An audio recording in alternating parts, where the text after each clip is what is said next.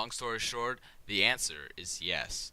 Hey guys, and welcome back to another Fire Emblem Conquest Lunatic guide. This time we're not talking about a character in particular, but about the DLC classes and whether we should use them. Basically, the big argument against using DLC classes is that they're unfair. Why are they unfair? Well, they grant a bunch of units access to classes they wouldn't normally have, not only letting them have more class options, more weapon options, and more skill options. These are ones that are often really powerful and unique. So it's definitely an advantage in and of itself to have access to these classes, right? But on top of that, what else is a really huge deal? The fact that these DLC classes are treated as a mixture of base classes and advanced classes. And that weirdness, the fact that they go through levels 1 through 40 instead of having two separate tiers, uh, has a few weird effects. Like, for instance, they have 4 skills each. Not a big deal because it's treated as 2 classes worth of skills. Kind of makes sense. But on top of that, the really weird thing is the fact that they are all treated as having the base stats of an advanced class, which is great. If you're changing like Leo into a Dark Falcon later, it'll work out just fine. The stats will be roughly equivalent. But if you change someone like, I don't know, Odin into a Dread Fighter early on, his base stats will climb dramatically because he'll treat Dread Fighter like an advanced class. It has no differentiation. So having a bunch of DLC classes early game is like really, really powerful. So whether or not you want to use them mostly is up to your own prerogative. So what are the pros if those are the cons? Well, they do give you access to a bunch of cool new classes, new options and ideas, and not all of them are really broken. In fact, I would say most of them are fairly well balanced overall, but there's a few skills in particular that are pretty stupid and classes that are, obviously unfair. But if you take that out of context, it sounds really bad, but it's really the fact that they get these huge bonuses at if they change to a DLC class from an unpromoted class that makes it really stupid. So with that in mind, let's look at each of the classes and see what we think and how do you get them, how good they are, and whether or not we're going to use them in the future. First up, we have the Before Awakening DLC classes, the Great Lord and the Lodestar. You can only get one of each of them, and on top of that, they are gender specific. Great Lord is only for girls, Lodestar is only for guys. Great Lord has Aether, which is stupid broken, and Awakening, which is a less than 50% get a bunch of stat bonuses thing, including critical strike and evasion, I believe. It's pretty stupid. I highly recommend Great Lord for anyone who wants critical strikes, who likes HP and damage. I don't know, it's such a good class. Just give it to somebody at some point. Like maybe Charlotte, I don't know. It's a thought. Lodestar is a bit more of a specialized class. It really focuses on speed, which is fine because it doesn't have a very high speed growth rate bonus, but at least it does give you Dancing Blade and Speed Taker, so there's certainly some advantages to having a male unit go to this for a while if they need a speed boost. Good options for this are like theoretically Odin because he doesn't have amazing speed, and Xander because he definitely doesn't have amazing speed. Just thoughts.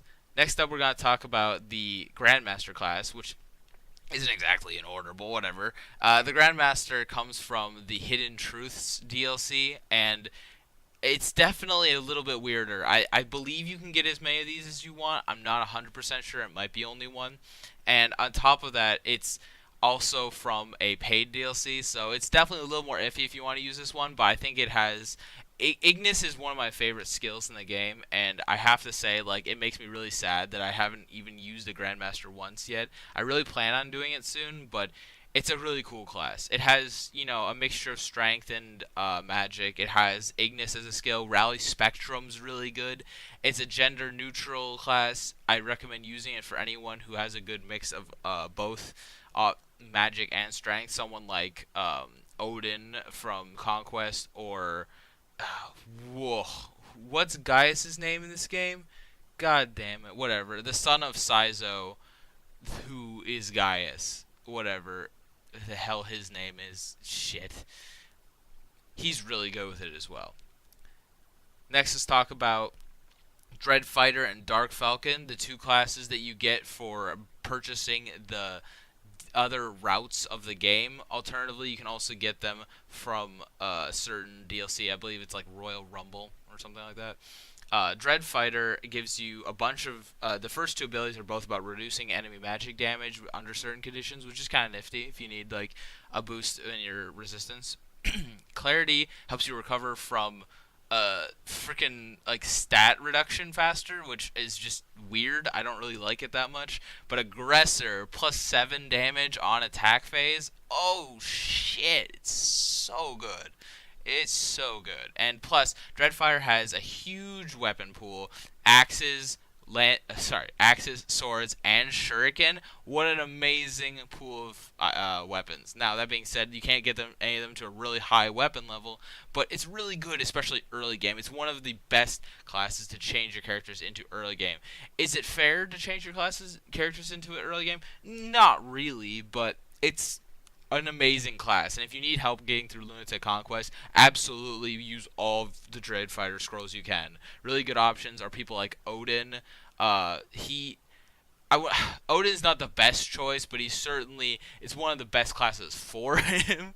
Kaze is a really good choice. You could have Kaze get to like level 10 to get his Poison Strike, then switch into this at level 10.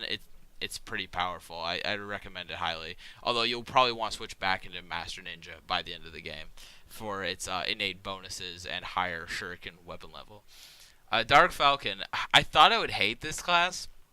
I really thought it'd just be really bad, but the fact that it has both lances and tomes is pretty cool. Plus, the speed plus 2 skill, the high speed growth rate, the really good resistance growth rate, and eventually rally movement, gale force. It's actually a really good class still. Like, it's not amazing, but it's certainly a great option for early game.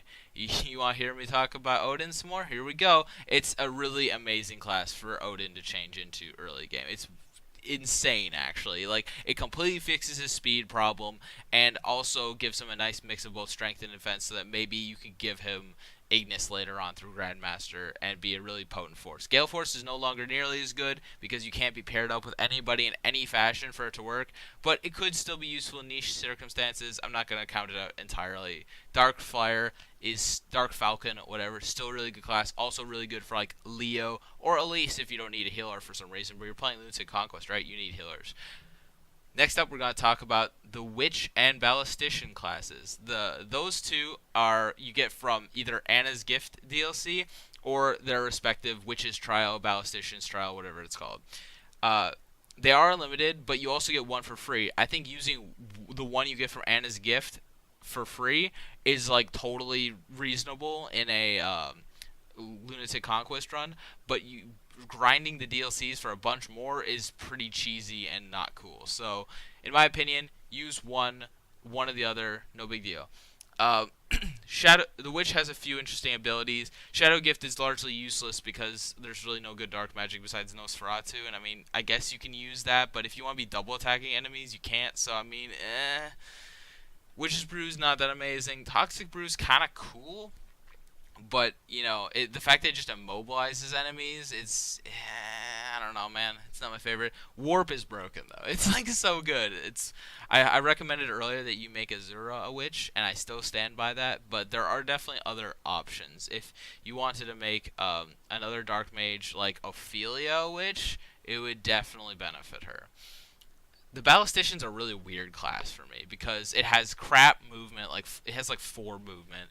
It has really good range with its cannon special attack, which lets you hit in an AoE from long distance and do a lot of damage. The best things about the class is it's accurate and has high damage, which is perfect for just bombarding them from a distance and doing tons of damage. It still does special effect damage against flying units because they're still using bows technically. You can get an ability at level 10 that lets you have a chance to automatically fire off a shot at the beginning of your turn in addition to your normal attack. It's just so powerful. I I actually don't know if it's a fair class or not. It seems completely broken to me. That being said, don't use rifled barrel. I thought rifled barrel would be so cool. It's not so cool. It's so impossible to ever get a hit on any enemies once you do it, because it'll make the AoE way too big. You'll always hit your own units. It's just useless. That being said, Surefoot's really good because he gives you a movement bonus. So I don't know. I think this class might be actually kind of broken, but use at your own risk. If you want to use one, go ahead. I think I'm going to use Witch because it's a more fun class. And it's also maybe it's somewhat better with the Warp skill. The Warp skill's so broken. Anyway, let's move on. Lastly, we have the Vanguard class, which is Ike. It's literally just Ike. So, that I'm a fan of that since Ike is one of my favorite Fire Emblem characters. Heavy Blade is kind of not great since it reduces your speed, but I mean, +3 strength. I don't know, if a character has really bad strength growth and really good speed, I mean, hey, whatever, cool. Baron's Intuition, whatever. Aether, super good. Super good. We talked about this. It's super good. And Strength Taker, again, really powerful. Not as good as Speed Taker, in my opinion, but being able to charge up your attack to +10 by the end of a match seems pretty legit. So, I'd recommend this for people who have issues with strength, people like frickin' Samurai or, that don't normally have enough damage. For Conquest Lunatic, I can't really imagine myself using this class, to be honest. To get it, you have to play through Ike's DLC chapter, which is not only kind of difficult, is also just really boring, and on top of that, you have to pay money for it. I don't know. I don't really see myself using this one. It seems kind of cheap, and there's not a lot of great applications for it. Like, I could grab it just for Aether and Strength Taker, sure, but I don't think it's an amazing class, and it seems kind of like cheap to use it. Grandmaster is the same way, but I really like Grandmasters. Anyway, that about wraps it up. I'm done talking about all the DLC classes. Sorry, it kind of took a little bit longer than I expected, but I hope you guys got a good idea of which ones I consider fair game and not. I think overall my impression is that they're not broken to use, but the only really fair way to use them is after a character promotes, which is kind of sad because you definitely lose out on some huge opportunities by playing it that way. But if you wait until a character would normally promote and then class change them, you're not getting the unfair bonuses of premature promotion like you would by using the DLC class earlier. Do you know what I mean? That seems like a really fair compromise to using the classes, having fun with them, but not breaking the game because of it. Having a bunch of promoted characters on chapter like 8 or 9 just because you use DLC classes it's crazy stupid good, dude. It's a little unfair. So that's my opinion. You guys can do whatever you want. I'll see you in the next video.